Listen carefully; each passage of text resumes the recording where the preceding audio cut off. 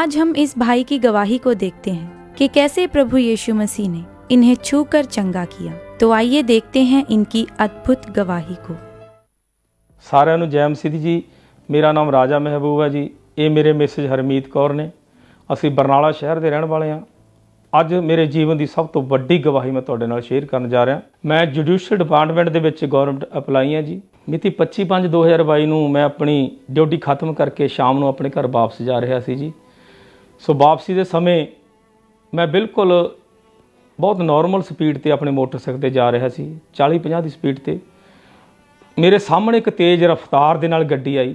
ਉਹਨੇ ਸਿੱਧੀ ਗੱਡੀ ਮੇਰੇ ਮੋਟਰਸਾਈਕਲ ਦੇ ਵਿੱਚ ਮਾਰੀ। ਜਦੋਂ ਗੱਡੀ ਮੇਰੇ ਵਿੱਚ ਵੱਜੀ ਜੀ ਤਾਂ ਮੇਰੀ ਮੋਟਰਸਾਈਕਲ ਇੱਕ ਪਾਸੇ ਡਿੱਗ ਪਈ ਜੀ ਫੁੱਟਪਾਥ 'ਤੇ, ਔਰ ਮੈਂ ਵੀ ਫੁੱਟਪਾਥ 'ਤੇ ਡਿੱਗ ਪਿਆ ਜੀ। ਜਦੋਂ ਮੈਂ ਆਪਣੀ ਹਾਲਤ ਦੇਖੀ ਜੀ ਤਾਂ ਮੇਰਾ ਬੂਟ ਤੋਂ ਲੈ ਕੇ ਗੋਡੇ ਤੱਕ ਜੀ ਸਾਰੀ ਲੱਤ ਇੱਕ ਤਰ੍ਹਾਂ ਜਿਵੇਂ ਕਹਿੰਦੇ ਹੁੰਦੇ ਨੇ ਜੀ, ਇੱਕ ਪਾੜ ਦਿੰਦੇ ਆ ਕਿਸੇ ਚੀਜ਼ ਨੂੰ, ਇਸ ਤਰ੍ਹਾਂ ਪਾਟੀ ਪਈ ਸੀ ਜੀ।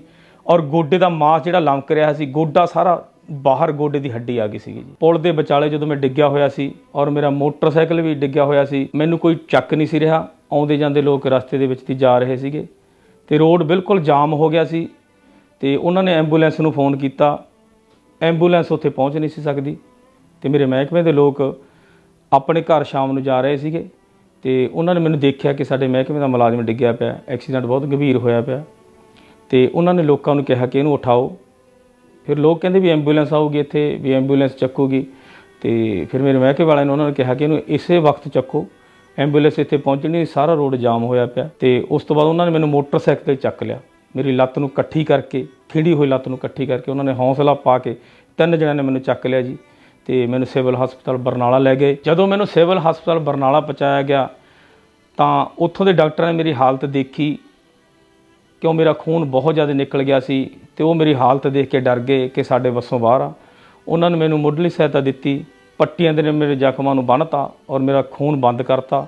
ਅਤੇ ਉਹਨਾਂ ਨੇ ਮੇਰੇ ਪਰਿਵਾਰ ਵਾਲਿਆਂ ਨੂੰ ਫੋਨ ਕੀਤਾ। ਜਦੋਂ ਮੈਨੂੰ ਹਸਪੀਟਲ 'ਚੋਂ ਫੋਨ ਆਇਆ ਅਤੇ ਮੈਂ ਅਚਾਨਕ ਘਬਰਾ ਗਈ। ਜਦੋਂ ਅਸੀਂ ਹਸਪੀਟਲ ਵਿੱਚ ਪਹੁੰਚੇ ਤਾਂ ਇਹਨਾਂ ਨੂੰ ਦੇਖਿਆ ਤਾਂ ਇਹਨਾਂ ਦੀ ਲੱਤ, ਸੱਜੀ ਲੱਤ 'ਤੇ ਪਿੰਡ ਨੂੰ ਪਾੜ ਕੇ ਉੱਪਰ ਤੱਕ ਪੱਟੀਆਂ ਲਪੇਟੀਆਂ ਹੋਈਆਂ ਸੀਗੀਆਂ। ਤਾਂ ਫਿਰ ਮੈਂ ਬਹੁਤ ਦੇਖ ਕੇ ਮੈਂ ਰੋਈ ਅਤੇ ਫਿਰ ਡਾਕਟਰ ਸਾਹਿਬ ਆਏ ਥੋੜ੍ਹੀ ਦੇਰ ਬਾਅਦ।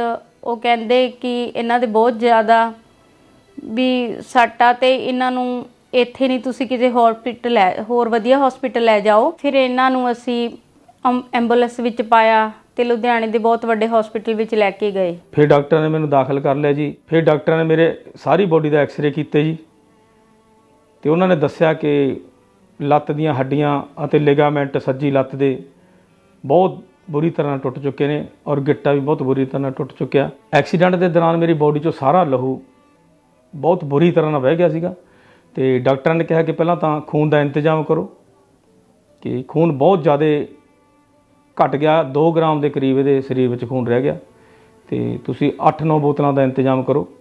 ਅਤੇ ਫਿਰ ਮੇਰੇ ਪਰਿਵਾਰ ਵਾਲਿਆਂ ਨੇ ਮੇਰੇ ਰਿਸ਼ਤੇਦਾਰਾਂ ਨੂੰ ਫੋਨ ਕੀਤੇ ਅਤੇ ਉੱਥੇ ਉਹ ਪਹੁੰਚੇ ਮੁੰਡੇ ਅਤੇ ਉਹਨਾਂ ਨੇ ਬਲੱਡ ਦਿੱਤਾ ਅਤੇ ਫਿਰ ਡਾਕਟਰਾਂ ਨੇ ਕਿਹਾ ਕਿ ਸਵੇਰੇ 5 ਵਜੇ ਦਾ ਆਪਰੇਸ਼ਨ ਹੋਊਗਾ। ਜਦੋਂ ਡਾਕਟਰਾਂ ਨੇ ਮੇਰਾ 5 ਵਜੇ ਆਪਰੇਸ਼ਨ ਲਈ ਮੈਨੂੰ ਲੈ ਗਏ ਜੀ ਅਤੇ ਮੇਰਾ ਆਪਰੇਸ਼ਨ ਕੀਤਾ ਅਤੇ ਦਿਨ ਦੇ 11 ਵਜੇ ਤੱਕ ਉਹ ਮੇਰਾ ਆਪਰੇਸ਼ਨ ਚੱਲਿਆ ਅਤੇ ਉਸ ਤੋਂ ਬਾਅਦ ਉਹ ਮੈਨੂੰ ਬਾਹਰ ਲੈ ਆਏ ਅਤੇ ਸ਼ਾਮ ਨੂੰ ਮੈਨੂੰ ਹੋਸ਼ ਆਈ ਤਾਂ ਉਹਨਾਂ ਨੇ ਮੈਨੂੰ ਵਾਰਡ ਦੇ ਵਿੱਚ ਸ਼ਿਫਟ ਕਰ ਦਿੱਤਾ ਅਤੇ ਫਿਰ ਉਹਨਾਂ ਨੇ ਮੈਨੂੰ ਥੋੜ੍ਹੇ ਦਿਨਾਂ ਬਾਅਦ ਸਾਡੇ ਘਰ ਭੇਜਤਾ। ਸਾਥੋਂ ਖਰਚਾ ਝੱਲਿਆ ਨਹੀਂ ਸੀ ਜਾਂਦਾ, ਹਸਪਤਾਲ ਦਾ ਖਰਚਾ ਬਹੁਤ ਜ਼ਿਆਦਾ ਸੀ। ਤਾਂ ਮੇਰੇ ਮਾਂ-ਬਾਪ, ਮੇਰੇ ਪਰਿਵਾਰ ਵਾਲੇ ਮੈਨੂੰ ਉੱਥੋਂ ਐਂਬੂਲੈਂਸ ਰਾਹੀਂ ਘਰੇ ਲਿਆਏ। ਅਤੇ ਉਸ ਤੋਂ ਬਾਅਦ 10 ਕੁ ਦਿਨਾਂ ਬਾਅਦ ਫਿਰ ਅਸੀਂ ਹਸਪਤਾਲ ਗਏ ਅਤੇ ਫਿਰ ਉਹਨਾਂ ਨੇ ਕਿਹਾ ਕਿ ਹੁਣ ਠੀਕ ਹੈ ਅਤੇ ਇਹਦੀ ਸਰਜਰੀ ਹੋਊਗੀ, ਇੱਕ ਆਪਰੇਸ਼ਨ ਇਹਦਾ ਹੋਰ ਹੋਊਗਾ। ਅਤੇ ਫਿਰ ਮੇਰਾ ਦੂਜਾ ਆਪਰੇਸ਼ਨ ਹੋਇਆ ਜੀ ਅਤੇ ਉਹਨਾਂ ਨੇ ਮੇਰੀ ਖੱਬੀ ਲੱਤ ਦੇ ਵਿੱਚੋਂ ਮਾਸ ਕੱਢਿਆ ਅਤੇ ਉਹ ਮਾਸ ਨੂੰ ਮੇਰੇ ਪੈਰ ਨੂੰ ਪੂਰਾ ਕੀਤਾ। ਮੇਰੇ ਪੈਰ ਦੇ ਵਿੱਚੋਂ ਮਾਸ ਖਿੰਡ ਗਿਆ ਸੀਗਾ ਨਿਕਲ ਕੇ ਔਰ ਮੇਰਾ ਪੱਟ ਬਹੁਤ ਜ਼ਿਆਦਾ ਬੁਰੀ ਤਰ੍ਹਾਂ ਨਾਲ ਖਿੰਡ ਗਿਆ ਸੀਗਾ ਔਰ ਉਹਨਾਂ ਨੇ ਮਾਸ ਨੂੰ ਪੂਰਾ ਕੀਤਾ।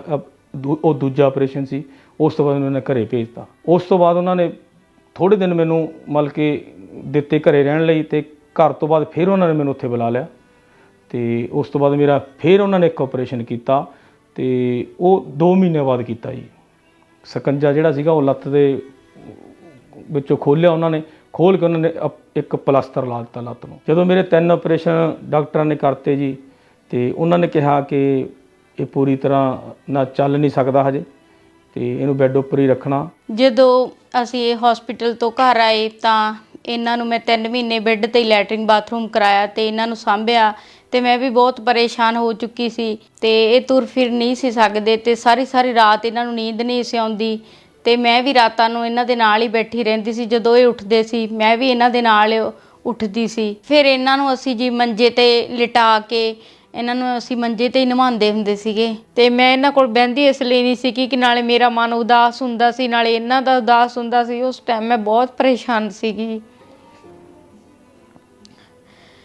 ਬਸ ਮੈਨੂੰ ਇਦਾਂ ਹੀ ਲੱਗਦਾ ਸੀ ਕਿ ਕਦੋਂ ਇਹ ਠੀਕ ਹੋਣਗੇ, ਕਦੋਂ ਇਹ ਤੁਰਨ ਫਿਰਨ ਲੱਗਣਗੇ, ਸਾਡੇ ਤੇ ਕਦੋਂ ਦਿਨ ਚੰਗੇ ਆਉਣਗੇ। ਜੋ ਮੇਰਾ ਪਤਾ ਲੈਣ ਆਉਂਦੇ ਸੀ ਮੇਰੇ ਸਾਕ ਸੰਬੰਧ ਵਾਲੇ ਜਾਂ ਯਾਰ ਦੋਸਤ ਜਾਂ ਰਿਸ਼ਤੇਦਾਰ, ਉਹ ਵੀ ਮੇਰੇ ਪਰਿਵਾਰ ਨੂੰ ਪਾਸੇ ਹੋ ਕੇ ਕਹਿੰਦੇ ਸੀ ਕਿ ਵੀ ਇਹ ਜਲਦੀ ਤੁਰ ਨਹੀਂ ਸਕਦਾ। ਮੇਰੇ ਕੋਲ ਵੀ ਇਹ ਆਵਾਜ਼ ਪਹੁੰਚ ਜਾਂਦੀ ਸੀ ਤਾਂ ਮੈਂ ਬਹੁਤ ਘਬਰਾ ਜਾਂਦਾ ਸੀ ਕਿ ਹੁਣ ਕੀ ਬਣੂਗਾ, ਮੇਰਾ ਪਰਿਵਾਰ ਕਿਵੇਂ ਪਲੂਗਾ, ਕਿਵੇਂ ਮੈਂ ਆਪਣੇ ਪਰਿਵਾਰ ਦੇ ਮਾਂ-ਬਾਪ ਦੀ ਦੇਖਭਾਲ ਕਰੂੰਗਾ। ਫਿਰ ਮੈਂ 4 ਮਹੀਨੇ ਤਕਰੀਬਨ ਬੈੱਡ ਦੇ ਉੱਪਰ ਲੈਟਰਿਨ ਬਾਥਰੂਮ ਕੀਤਾ ਜੀ, ਬੈੱਡ ਤੇ ਰਿਹਾ ਤੇ ਉਸ ਤੋਂ ਬਾਅਦ ਡਾਕਟਰ ਨੇ ਕਿਹਾ ਕਿ ਸਕੰਜੇ ਦੇ ਨਾਲ ਥੋੜਾ ਵਜਨ ਦਿਓ ਅੱਡੀ ਉੱਤੇ ਤੇ ਅੱਡੀ ਤੇ ਹੀ ਵਜਨ ਦੇਣਾ ਤੇ ਤੁਸੀਂ ਤੁਰਨਾ ਹੌਲੀ-ਹੌਲੀ। ਮੈਂ ਸਕੰਜੇ ਨਾਲ ਵੀ ਪ੍ਰੋਪਰ ਚੱਲ ਨਹੀਂ ਸੀ ਸਕਦਾ। ਥੋੜਾ ਚਿਰ ਮੈਂ ਚੱਲਦਾ ਸੀਗਾ ਤੇ ਮੈਂ ਹੰਬ ਜਾਂਦਾ ਸੀਗਾ, ਦਰਦ ਹੋਣ ਲੱਗ ਜਾਂਦਾ ਸੀ। ਉਸ ਹਾਲਤ ਦੇ ਵਿੱਚ ਮੇਰਾ ਭਰੋਸਾ ਪਰਮੇਸ਼ਰ ਉੱਪਰ ਸੀ ਔਰ ਮੈਂ ਖਾਂਬਰਾ ਚਰਚ ਦੇ ਨਾਲ ਜੁੜਿਆ ਹੋਇਆ ਸੀ। ਆਨਲਾਈਨ ਮੀਟਿੰਗ ਮੈਂ ਆਏ ਸੰਡੇ ਦੇਖਦਾ ਹੁੰਦਾ ਸੀ ਤੇ ਉਹ ਗਵਾਹੀਆਂ ਨੂੰ ਸੁਣਦਾ ਸੀ।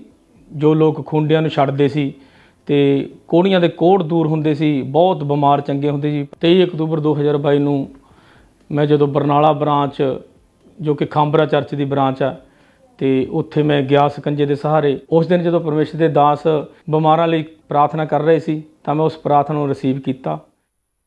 जब मैं ये फायर की घोषणा कर रहा हूं, खुदावंद तुम्हारी हड्डियों को हील कर रहा है। इमरजेंसी सेक्शन तुम्हारे कूलों को, हड्डियों को, तुम्हारी रीढ़ की हड्डियों को मैं हील और डिलीवर होते हुए देख रहा हूं। ਜਦੋਂ ਪਰਮੇਸ਼ਰ ਦੇ ਦਾਸ ਨੇ ਬਿਮਾਰਾਂ ਲਈ ਖਾਸ ਪ੍ਰਾਰਥਨਾ ਕੀਤੀ, ਉਸ ਪ੍ਰਾਰਥਨਾ ਨੂੰ ਮੈਂ ਰਿਸੀਵ ਕੀਤਾ ਤੇ ਮੈਂ ਵਿਸ਼ਵਾਸ ਕੀਤਾ। ਉਸ ਤੋਂ ਬਾਅਦ ਜਦੋਂ ਮੈਂ ਘਰੇ ਗਿਆ, ਮੈਂ ਸਕੰਜੇ ਨੂੰ ਛੱਡ ਕੇ ਜੀ ਹਲਕਾ ਵਜਨ ਲੱਤ ਉੱਪਰ ਦੇਣਾ ਸ਼ੁਰੂ ਕੀਤਾ ਤੇ ਮੇਰੀ ਰਿਕਵਰੀ ਸ਼ੁਰੂ ਹੋ ਗਈ ਤੇ ਮੈਂ ਬਿਲਕੁਲ ਸਹੀ ਤੁਰਨ ਲੱਗ ਪਿਆ। ਪਰਮੇਸ਼ਰ ਨੇ ਮੈਨੂੰ ਹੀਲ ਕੀਤਾ। ਹੁਣ ਮੈਂ ਤੁਹਾਡੇ ਸਾਹਮਣੇ ਚੰਗਾ ਭਲਾ ਜੀ ਮੈਂ ਬਿਲਕੁਲ ਚੱਲ ਫਿਰ ਰਿਹਾ। ਸੋ ਆਪਣੀ ਜੌਬ ਤੇ ਜਾਣਾ, ਕੰਮਕਾਰ ਕਰਦਾ। ਔਰ ਜਿਹੜੇ ਲੋਕ ਕਹਿੰਦੇ ਸੀ ਦੇਖ ਕੇ, ਮੇਰੇ ਰਿਸ਼ਤੇਦਾਰ, ਮੇਰੇ ਸਾਕ ਸੰਬੰਧੀ, ਮੇਰੇ ਯਾਰ ਮਿੱਤਰ, ਜੋ ਮੇਰੇ ਸੱਟਾਂ ਵੱਜੀਆਂ ਸੀ, ਉਹ ਕਹਿੰਦੇ ਸੀ ਕਿ 2-3 ਸਾਲ ਇਹ ਤੁਰਦਾ ਨਹੀਂ। ਔਰ ਡਾਕਟਰ ਵੀ ਕਹਿੰਦੇ ਸੀ ਇਹਦੇ ਇਲਾਜ ਤਾਂ ਜ਼ਖਮਾਂ ਦਾ ਹੋ ਜਾਊਗਾ, ਪਰ ਅਸੀਂ ਨਹੀਂ ਕਹਿ ਸਕਦੇ ਕਿ ਸਹੀ ਸਲਾਮਤ ਤੁਰੂਗਾ। ਅੱਜ ਮੈਂ ਬਿਲਕੁਲ ਸਹੀ ਸਲਾਮਤ ਤੁਰਦਾ, ਕੋਈ ਲੰਗ ਨਹੀਂ ਵੱਜਦਾ, ਕੋਈ ਸਕੰਜਾ ਨਹੀਂ, ਆਪਣੀ ਡਿਊਟੀ ਤੇ ਜਾਂਦਾ। ਉਸੇ ਤਰ੍ਹਾਂ ਮੈਂ ਗੱਡੀਆਂ ਚਲਾਉਣਾ ਆਪਣੀਆਂ ਔਰ ਉਸੇ ਤਰ੍ਹਾਂ ਹੀ ਬਾਈਕ ਚਲਾਉਣਾ ਤੇ ਕੋਈ ਦੁੱਖ ਨਹੀਂ, ਕੋਈ ਤਕਲੀਫ ਨਹੀਂ। ਪ੍ਰਭੂ ਯਿਸੂ ਮਸੀਹ ਨੇ ਮੈਨੂੰ ਹੀਲ ਕੀਤਾ। ਜਿੰਨੇ ਲੋਕੀ ਵੀਲ ਚੇਅਰ ਤੇ ਨੇ, ਬੈੱਡ ਤੇ ਨੇ, ਸਕੰਜਿਆਂ ਨਾਲ ਤੁਰਦੇ ਆ, ਉਹਨਾਂ ਨੂੰ ਮੈਂ ਇਹੀ ਕਹਿਣਾ ਚਾਹੁੰਦਾ ਕਿ ਪ੍ਰਭੂ ਯਿਸੂ ਮਸੀਹ ਤੇ ਵਿਸ਼ਵਾਸ ਰੱਖੋ। ਜਿਸ ਤਰ੍ਹਾਂ ਮੈਨੂੰ ਪ੍ਰਭੂ ਯਿਸੂ ਮਸੀਹ ਨੇ ਇੰਨੀ ਬੁਰੀ ਹਾਲਤ ਦੇ ਵਿੱਚੋਂ ਕੱਢ ਕੇ ਖੜਾ ਕੀਤਾ, ਮੈਨੂੰ ਚੰਗਿਆ ਕੀਤਾ, ਮੇਰੇ ਸਕੰਜਾ ਛੁੱਟਿਆ, ਔਰ ਤੁਹਾਨੂੰ ਵੀ ਹੀਲ ਕਰੇਗਾ।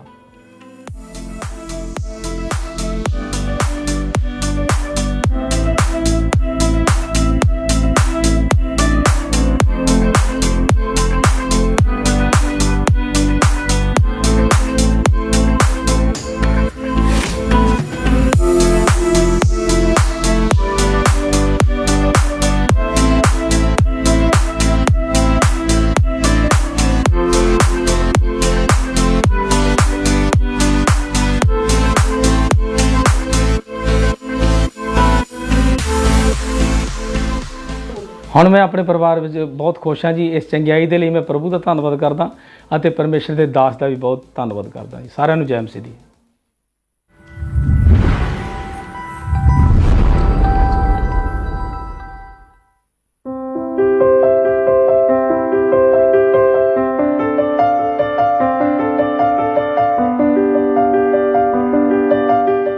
जैसा कि बाइबल में लिखा, मैं तुम्हारा चंगा करने वाला यहोवा राफा हूँ। तो आइए हम देखते हैं कि कैसे परमेश्वर ने यह वचन इनके जीवन में पूरा किया। सभी को जय मसीह की। मेरा नाम अरविंद कुमार कुशवाहा, ये मेरी पत्नी अनुपमा कुशवाहा हैं। हम इलाहाबाद यूपी के रहने वाले हैं। हम आज अपने जीवन की अद्भुत गवाही देने जा रहे हैं। अभी मेरी उम्र 54 साल की है। जब मैं 15 साल का था तभी मेरे दुष्ट आत्मा का अटैक, मुझे सपने में मुर्दे दिखाई पड़ते थे। और जब मुर्दे दिखाई पड़ते थे तो मैं नींद में उठ के भागने की कोशिश करता था, तो घर वाले फिर पकड़ के मुझे रखते थे। जब मेरे साथ ये हरकतें होती थी तो घर वाले समझते कि कोई डरावना सपना देख के भाग रहा है। ऐसे ही मेरे ऊपर दुष्ट आत्मा के अटैक होते गए, मेरी उम्र बढ़ती गई। क्योंकि मेरे पिताजी एक किसान थे और खेत में बहुत से मजदूर काम करते थे। कोई बीड़ी पीता था, कोई हुक्का पीता था। जब मैं उनको नशा करते देखता था तो मन में उठा कि मैं भी सीखा। तो पहली बार मैंने तंबाकू खा के चेक किया। जब मैं तंबाकू का नशा किया तो फिर थोड़ी धीरे धीरे मेरा इंटरेस्ट जो है नशे में बढ़ता गया। नशे की तरफ मेरा इंटरेस्ट बढ़ता गया तो मैं शराब भी पी लिया।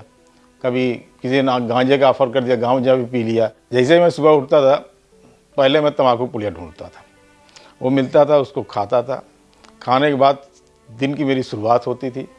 सारे काम भी दिन भर में तंबाकू में खाता ही रहता था। दुष्ट आत्मा और नशे के साथ मैं डिप्रेशन में चला गया। ऐसे करते करते कई साल बीत गए। सन 2000 में मेरी शादी हुई है। जब मेरी शादी हुई 17 जनवरी सन 2000 को, तो 2 ही 3 महीने में ठीक थी, एकदम सब कुछ अच्छा था। लेकिन फिर उसके बाद अप्रैल से ही मुझे मतलब ऐसा होने लगा कि जब मैं रात को सोती थी तो मैं सुबह बेहोश हो जाती थी, मुझे कुछ होश नहीं रहता था। और दिन के 12-12 घंटे 14 घंटे इस तरह से मैं बेहोश होती थी। जब शाम को ये ऑफिस से लौट के आते थे तो बहुत हिलाने पे, बहुत जगाने पे मैं 1-8 घंटे के लिए मेरी नींद खुलती थी। इस तरह से मैं बेहोश, मुझे कोई सुध नहीं रहती थी। जब मैं रात को सोती थी तो आधी रात के बाद जब इंसान गहरी नींद में हो जाता है तभी मुझे ऐसा लगता था कि मेरे सीने पर जैसे कोई बहुत कस के मुझे दबाने की कोशिश कर रहा है। और मैं चिल्लाने की कोशिश करती थी लेकिन मेरे मुंह से आवाज़ नहीं निकलती थी। मैं सोचती थी मैं अब मरने वाली हूँ, किसी को मैं पता नहीं बुला पाऊंगी कि नहीं, कोई मेरी आवाज़ को सुन पाएगा कि नहीं। मुझे ऐसा फील होता था क्योंकि मैं बहुत ट्राई करती थी लेकिन मेरे मुंह से आवाज़ नहीं निकलती थी। और ऐसा धीरे धीरे करके जैसे जैसे मैं मैरिड लाइफ मेरी आगे बढ़ती गई, ये सपने भी मेरे बढ़ते गए। पहले कभी कभार होता था, फिर ये रोज़ का लगभग हो गया। हर दूसरे दिन का ये हाल हो। कभी कभी तो मुझे डर के मारे मेरा यूरिन निकल जाता था, मुझे पता भी नहीं चलता था कि ऐसा हो गया मेरे साथ। घर का माहौल बड़ा एकदम अजीब सा हो गया था, एकदम जैसे शांत, एकदम कोई खुशी नहीं, कोई आनंद नहीं। मेरे साथ जैसा हो रहा था तो इनकी फैमिली जो थी वो कहती थी कि मतलब इसे छोड़ दो, कब तक आप इसको झेलोगे, इसे छोड़ दो, हम आप दूसरी शादी करेंगे, कब तक हम इसे झेलेंगे। कोई पसंद नहीं करता था मुझे क्योंकि मेरे साथ सबको लगता था कि मैं इनके जीवन में आई हूँ तो मैंने इनकी लाइफ पूरी ख़राब कर दी। और जब ये चीज़ें मेरी लाइफ में होती थी तो मुझे ऐसा लगता था कि मैं अपने आप को ख़त्म कर लूँ। अगर मैं अपने आप को मार लूँगी तो शायद जो लोग मुझसे जुड़े हुए हैं वो उनके जीवन में थोड़ी शांति आ जाए। मैं क्यों हूँ, शायद सारी वजह मतलब फसाद की जड़ मैं ही हूँ। अगर मैं चली जाऊँगी तो शायद इन लोगों को थोड़ा सा शांति मिल जाए। और फिर उसके बाद अभी मैंने 2020 में मैंने अपना आधा मकान मेरा बना हुआ था, आधा मैंने बनवाया। तो उसमें जो पीछे का कमरा था उसमें उसके जस्ट ऊपर, तो मुझे जब पीछे के कमरे में मैं लेटती थी तो मुझे चलने की आवाज़ें आती जैसे कोई चल रहा हो ऊपर। और जबकि अगल बगल किसी का कोई मकान नहीं था, मेरा ही था सिर्फ। और जब भी मैं किचन में काम करती थी तो ऐसा लगता था मुझे पीछे से कोई आवाज़ दे रहा, बाय नेम, एकदम नाम लेकर मुझे पीछे से कोई आवाज़ मारता था। मैं पलट कर देखती थी पर कोई भी नहीं रहता था। रात में मैं जब वॉशरूम के लिए उठती थी तो मुझे बहुत डर लगता था कि मुझे लगता है मुझे मेरे साथ कोई चल रहा है, मेरे आगे मुझे कोई देख रहा है, मुझे कोई ऐसा लगता है मुझे पकड़ लेगा आके। इस तरह से मैं बहुत डर, कभी कभी तो इतना डर जाती थी कि मैं अपने हस्बैंड को उठाती थी कि आप चलो, आप आंगन में खड़े रहो तब मैं वॉशरूम जाऊंगी। इस कदर से मैं डर जाती थी बिल्कुल। मैं और मेरे हस्बैंड दोनों ही इस तरह से बहुत परेशान है। दोनों के ऊपर से दुष्ट आत्मा के अटैक होते थे और हम लोग बहुत परेशान थे। बहुत सारे लोगों ने बताया कि आप यहाँ चले जाओ, इस बाबा के पास चले जाओ, यहाँ चले जाओ, वहाँ चले जाओ तो आपको थोड़ा सा आराम मिलेगा। तो जहाँ जो बताता था हम लोग वहाँ पे जाते थे, लेकिन कहीं से कोई हमें आराम नहीं मिला। जब मैं ऐसा होता था तो फिर जब 2020 में मेरी सास एक्सपायर हुई 31/2020 को, तो मेरी फ्रेंड है एक सुनीता कुशवाहा, तो उन्होंने मुझे बताया कि आप एक बार प्रभु पर विश्वास करके देखो, प्रभु सबको चंगाई देता है और आपको भी, आप वहाँ जाओगे तो आपको भी आराम मिलेगा। तो उन्होंने मुझे यहाँ मिनिस्ट्री के बांकुनुला मिनिस्ट्री के बारे में बताया कि आप यूट्यूब पर सर्च करो, वहाँ बहुत सारे लोग आते हैं, जो भी आता है वहाँ खाली हाथ नहीं जाता, वहाँ मतलब हर किसी को कोई अपनी शिफा को लेकर जाता है। तो जब उन्होंने मुझे बताया तो 1-2 बारी मैंने थोड़ा सा, मेरे मन में थोड़ा सा हुआ। फिर हम लोगों ने यहाँ का ऑनलाइन मीटिंग देखी, यहाँ पे संडे की जो मीटिंग होती है, 2-3 दिन हम लोगों ने देखी तो हमें बड़ी शांति मिली, बहुत अच्छा लगा। पूरी मीटिंग हम लोगों ने देखी। 29 अगस्त 2021 को हम लोग ऑनलाइन मीटिंग देख रहे थे संडे की। तो अपोस्टल जी ने प्रार्थना की दुष्ट आत्माओं के लिए, दुष्ट आत्माओं को उन्होंने डांटा, उसमें प्रार्थना की, तो वो प्रार्थना हम दोनों ने रिसीव की। शैतान पर गुस्सा करो इस समय यीशु मसीह के नाम में। अपने अधिकारों का प्रयोग करो और बोलो, दुष्ट आत्मा तेरा कोई अधिकार नहीं। अपनी बॉडी पे हाथ लगा के बोला, निकलो।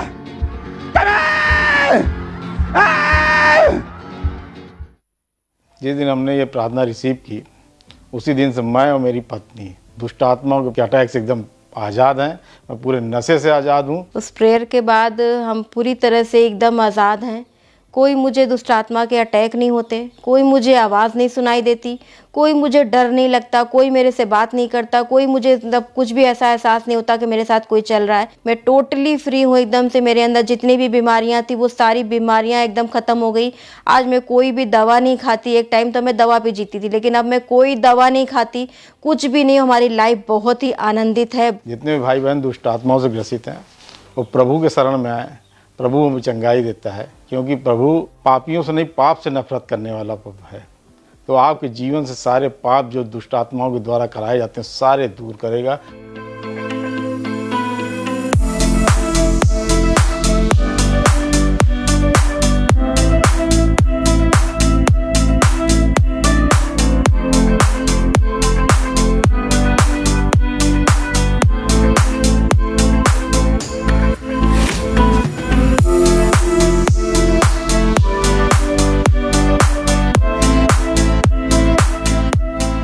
इस बड़े छुटकारे के लिए मैं प्रभु का धन्यवाद करता हूँ, प्रभु के दास दासी का धन्यवाद करता हूँ।